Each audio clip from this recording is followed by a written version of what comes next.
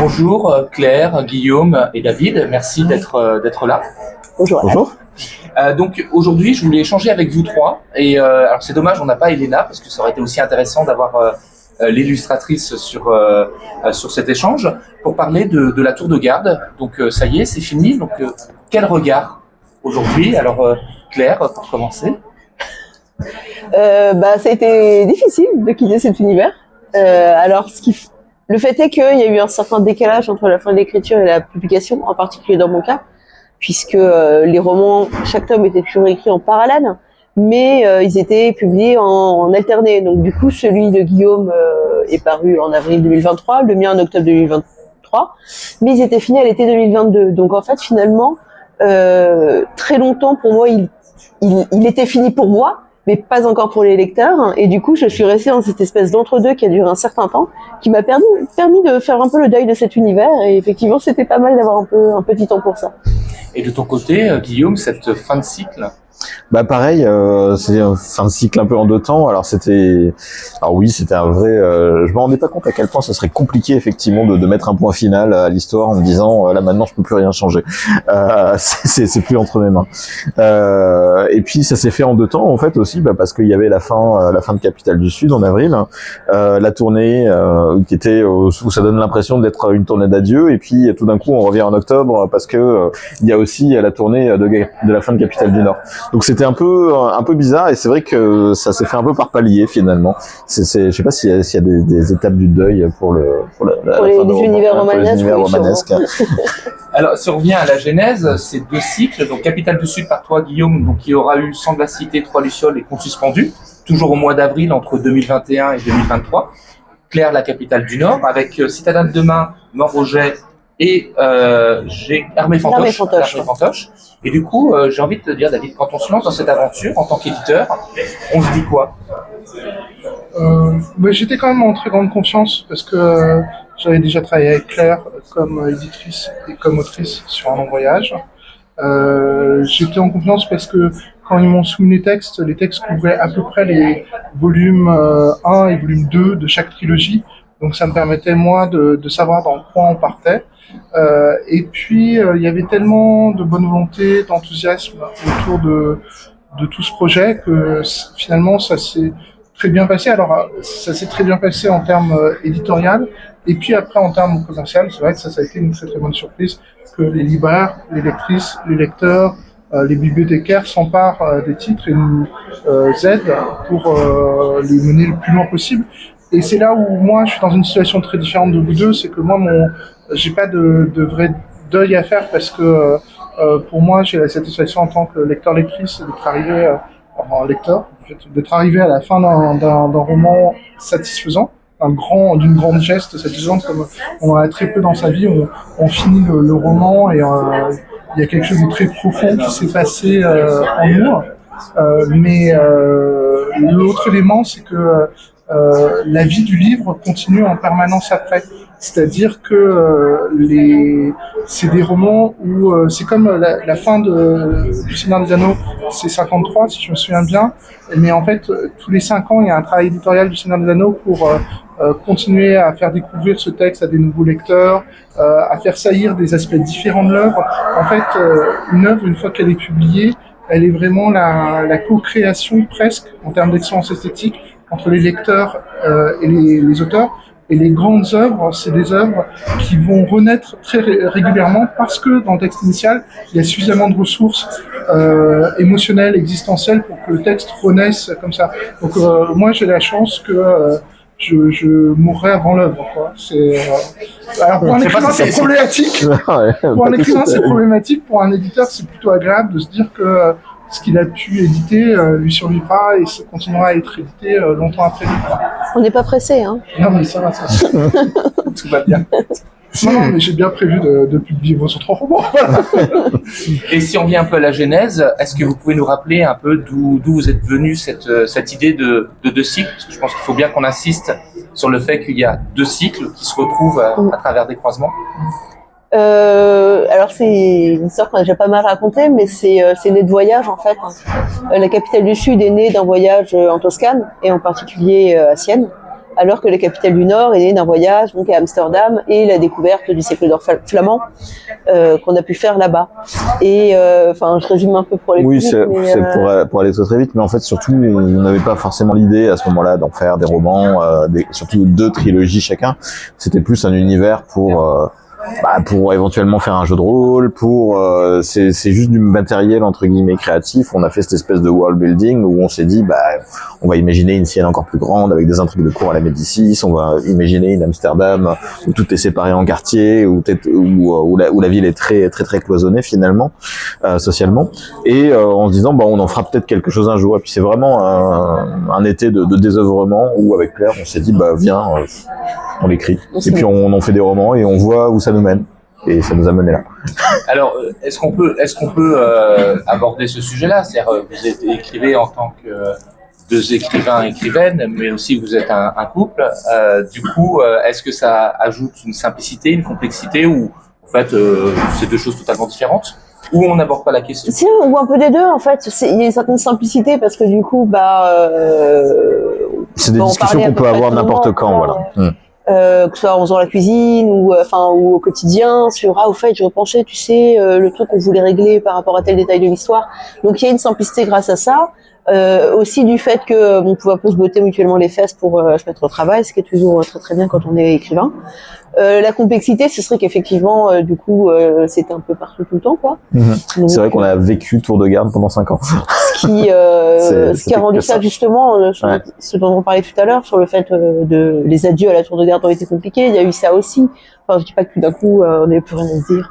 Mais non, c'est vrai que ça a laissé un vide quand même dans le quotidien. Donc du coup, le fait de se lancer dans un nouveau projet, ça nous a pas mal aidé aussi. Mais effectivement, il y avait plus cet aspect collectif de couple qu'on avait pour la Tour de Garde.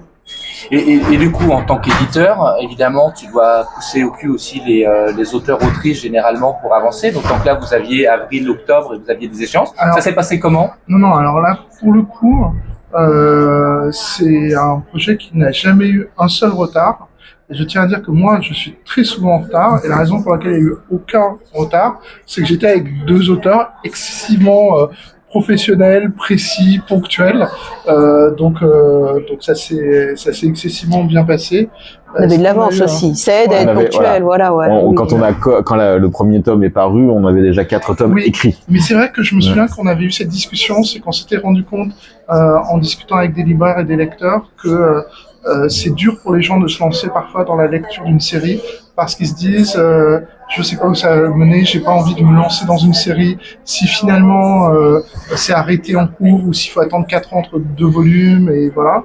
Et on s'était dit on annonce la série, qui est en plus une série dont dès le début vous connaissiez la fin et vous saviez que c'est une série qui aurait une fin, on s'est lancé quand on avait la certitude qu'on pouvait assurer les dates. Les dates qu'on a données n'étaient pas des dates fictives, programmatiques, c'était des dates réelles. On savait que les 6 dates seraient tenues, elles ont été tenues, tout s'est excessivement bien déroulé. Certes, ils avaient de l'avance, mais ils ont aussi beaucoup travaillé. Et les volumes 3, par exemple, étaient effectivement plus longs, en fait, parce que c'est des thèmes conclusifs. Par contre, c'est une question que j'ai pour vous. Est-ce que vous avez tenu, est-ce que vous avez eu à tenir compte des retours de lecture des gens? C'est-à-dire, parce qu'il s'est quand même passé entre la publication des volumes 1 et la sortie du volume 3, il y a eu un tout petit moment où vous étiez en écriture et en réception en même temps des avis des gens. Est-ce que vos volumes 3 en ont tenu compte? Ce moment a vraiment été très court, en fait, parce que c'est mis au volume 3 à l'été 2022, c'est-à-dire au moment de l'apparition des tomes 2. Donc, disons que pour vraiment tenir compte des retours de lecteurs, on n'avait pas ce côté feuilleton où l'écrivain feuilletoniste peut vraiment prendre en compte le retour du lecteur, voir tel personnage marche mieux, finalement je vais tuer l'autre et je vais garder lui, ou un truc comme ça. Nous, on n'était pas dans cette optique-là, quoi. Voilà, on n'est pas en termes de production, donc... on n'est pas dans une logique manga où effectivement on fait les votes du public toutes les semaines dans le magazine, et puis en fonction de si tel personnage il plaît moins, et ben on le met plutôt en retrait de l'histoire, plutôt tel personnage il est populaire donc on le fait avancer. Non, il y avait aussi que, encore une fois, quand on a a commencé à écrire, on savait pas combien de temps ça nous prendrait, enfin sur combien de tomes on écrirait, mais en l'occurrence, on savait quand même comment ça finirait. On savait les thèmes qu'on voulait aborder, on savait où on allait finir, comment, pourquoi, et du coup, c'est vrai que on a finalement je pense, assez peu tenu compte des retours de lecture du premier. Oui, finalement, en fait, en termes d'avance, ce que ça nous a permis, c'est de faire éventuellement quelques retours en arrière sur les tomes 1 pour semer un peu des graines, des choses qu'on allait utiliser dans les tomes 2. Hein.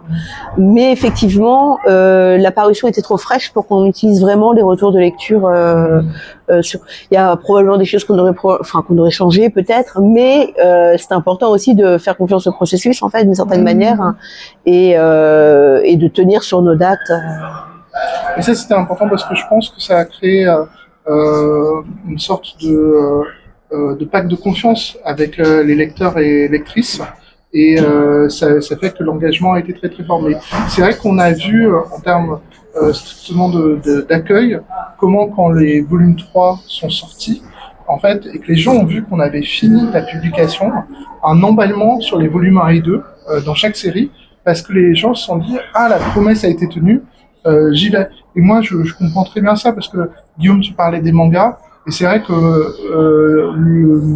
en tant que moi, je suis aussi un lecteur de mangas, le nombre de mangas où l'écriture a été arrêtée en cours, la publication a été arrêtée en cours, où les délais sont devenus trop longs, ou juste parce que parfois aussi quand on écrit une série ouverte, ce qui n'est pas le cas de la Tour de Garde, on peut avoir des moments d'errance narrative, ce qu'il n'y a pas parce que là, par exemple, c'est bien 2 trilogies et en fait, il y a en ligne de mire narrative la Tour de Garde comme objet, ce que matérialise notamment la proposition graphique d'Elena Vieillard, puisque les volumes sont proposés pour que les volumes 3 imbriqués montrent cette Tour de Garde.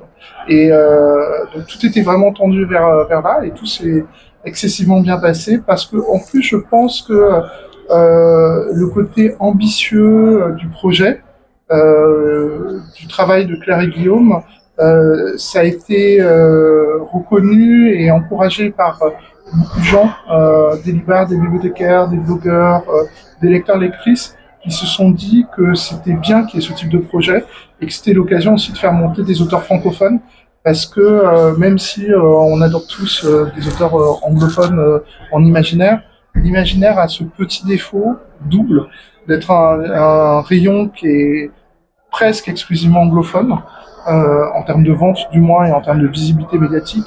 Et l'autre chose, c'est que parfois, si on est dans du francophone, on peut être dans du francophone qui lorgne vis-à-vis qui lorgne vers le récit à l'américaine. Or, je pense pas qu'on puisse faire aussi bien que des auteurs américains sur de la littérature américaine, ce qui est en fait assez logique. Assez évident. Voilà, c'est ça. Et que une des multiples raisons pour lesquelles on a été accompagné, aidé, encouragé, c'est la qualité du texte, l'ambition, l'humilité des auteurs, et puis l'idée de créer un récit d'imaginaire qui soit original, qui soit assez juste, parce que en fait, quand je dis courir derrière des Américains, c'est par exemple quand dans votre récit de fiction, l'objet de référence lui-même est un objet fictif. C'est-à-dire, j'écris comme Le Seigneur des Anneaux, ou j'écris comme Asimov, ou un truc comme ça.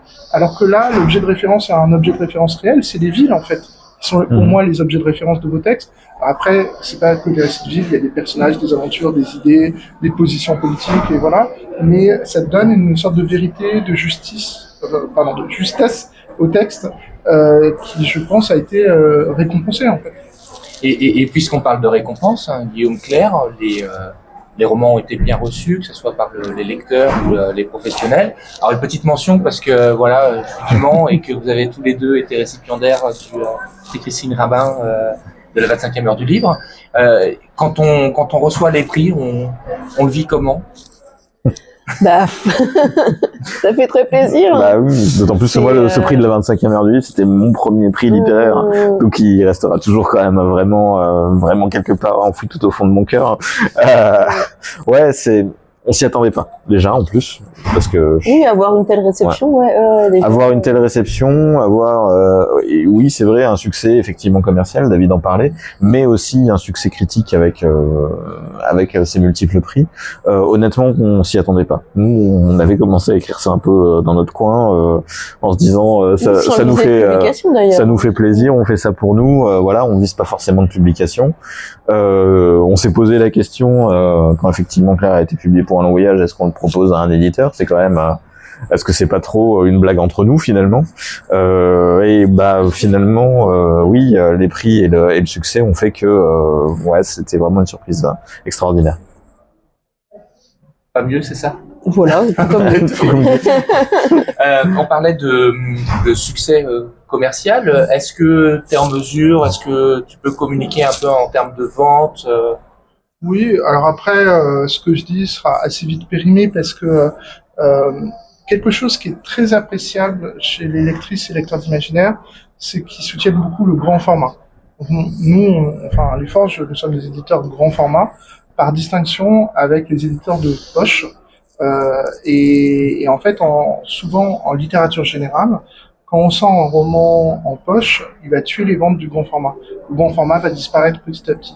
Alors qu'en fait, en imaginaire, on sent que les lecteurs continuent à acheter le grand format, même si les poches sont disponibles. Et c'est deux publics en parallèle. Un public de fans qui suivent beaucoup, ou de gens qui ont aimé et qui veulent l'offrir, ils veulent l'offrir en grand format. Et donc, on continue à avoir des ventes assez fortes. Donc, je peux te donner des chiffres, mais... Si je puis dire, je dirais que le travail d'Elena aussi sur les couvertures a fait que c'est un bel objet, c'est un objet qu'on a plaisir à avoir. Ouais. Donc en fait, quand quelqu'un a commencé à l'acheter en grand format, généralement les gens continuent à l'acheter en grand format. Voilà, c'était pas l'objectif, mais c'est un effet merveilleux. Voilà.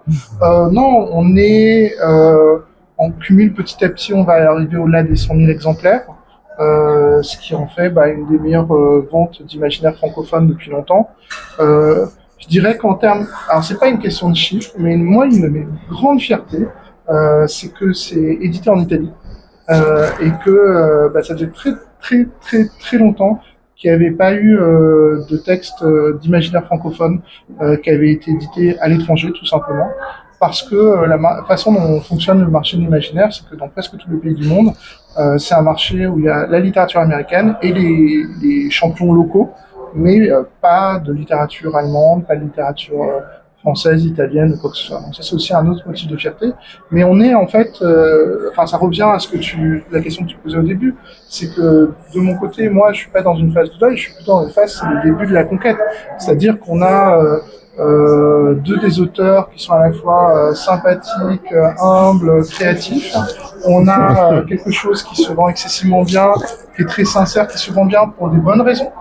Parce que c'est vraiment un travail par la base, quoi. C'est par les libraires, par les bibliothécaires, par les lecteurs, par les lectrices. C'est pas une bulle médiatique, voilà, c'est pas du marketing, j'ai rien contre le marketing, mais sauf que ça n'a pas été généré par le marketing, ça a été généré par du bouche à oreille, beaucoup de très bons bouche à oreille, et donc je sais que c'est des bases très solides pour partir à la conquête du monde, c'est-à-dire pour l'installer définitivement en librairie comme une sorte de classique contemporain, qui soit encore là dans 5 ans, 10 ans, et après commencer à travailler avec toutes les autres formes d'exploitation possibles, et notamment plus de traduction à l'étranger, et éventuellement d'autres formats de création.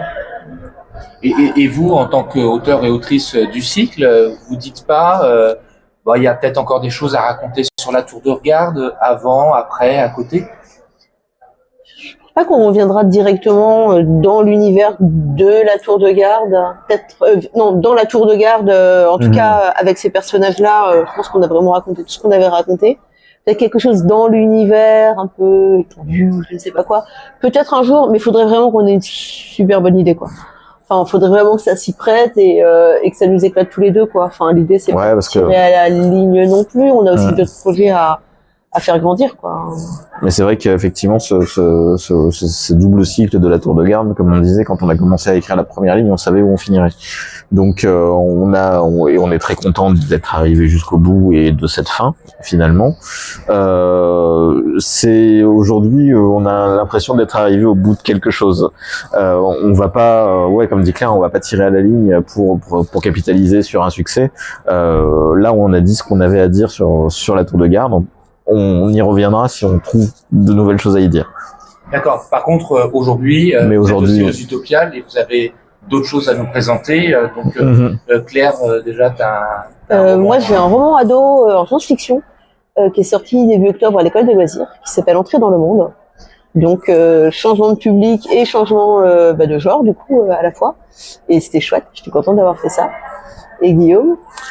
Moi, j'ai un nouveau roman qui est paru il y a quelques semaines aux éditions aux Forges de Vulcain, qui s'intitule Une valse pour les grotesques, et qui est un one-shot d'imaginaire. Alors, je peine à l'appeler fantasy parce que ça n'est pas complètement, mais voilà, d'imaginaire en tout cas, qui se déroule dans une petite ville.